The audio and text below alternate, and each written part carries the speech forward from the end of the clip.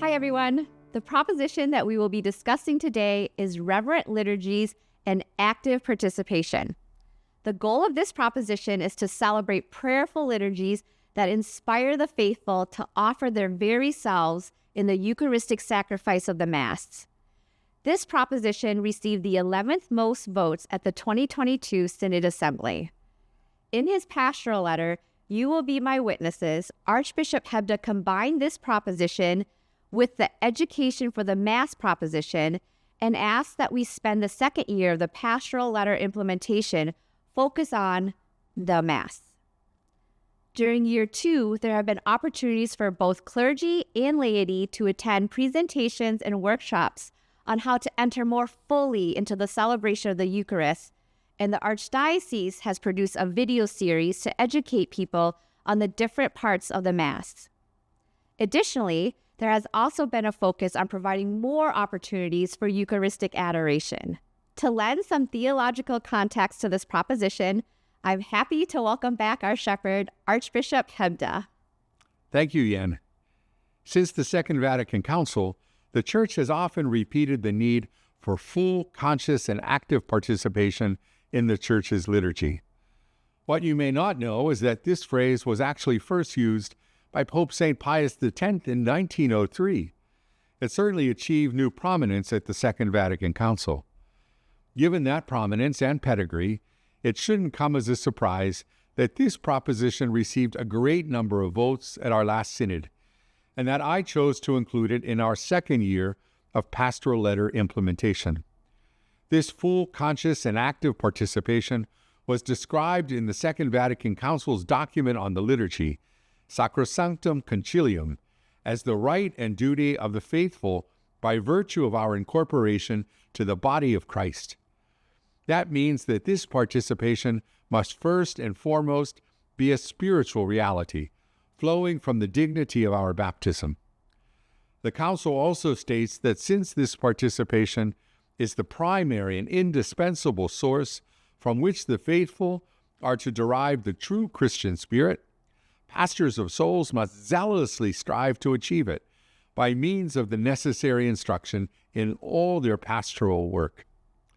Therefore, all of the Church's laboring in ministry must derive its energy from the liturgy and be directed towards it as the source and summit of the Christian life.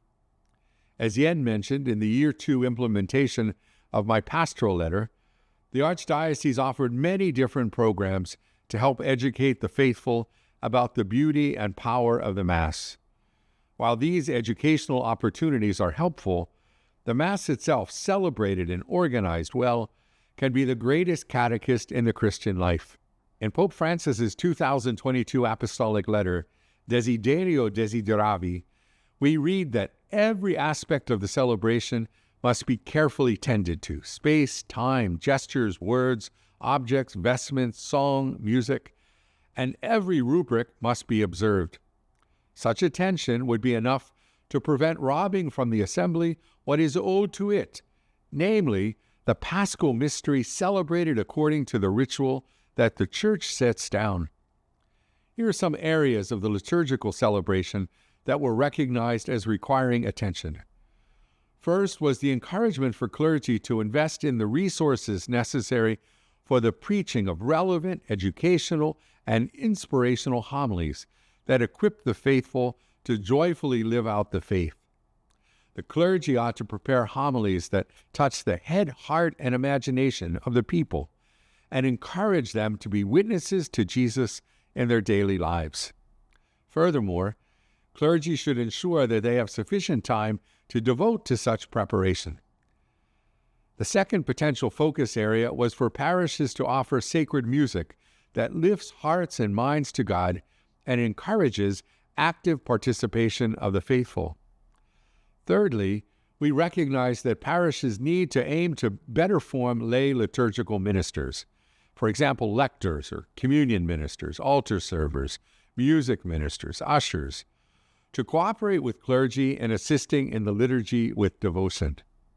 Finally, parishes could focus on fostering a community that is rooted in sacramental life through which faith is nourished, strengthened, and expressed. But as Pope Francis continues, even if the quality and the proper action of the celebration were guaranteed, that would not be enough to make our participation full. For our participation to be full, we must come to Mass with more than just knowledge of the rituals and symbols.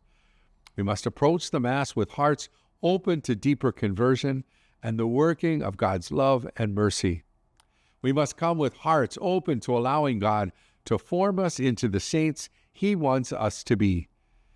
The saints themselves attest to this. Saint Faustina, apostle of divine mercy, once said that participation in the Mass transforms us and brings us closer to God. Pope St. John Paul II also reminds us that the Mass is not a spectacle. It is the sacrifice of Christ in which we must participate with reverence. Our full, conscious, and active participation in Mass will carry into our daily lives.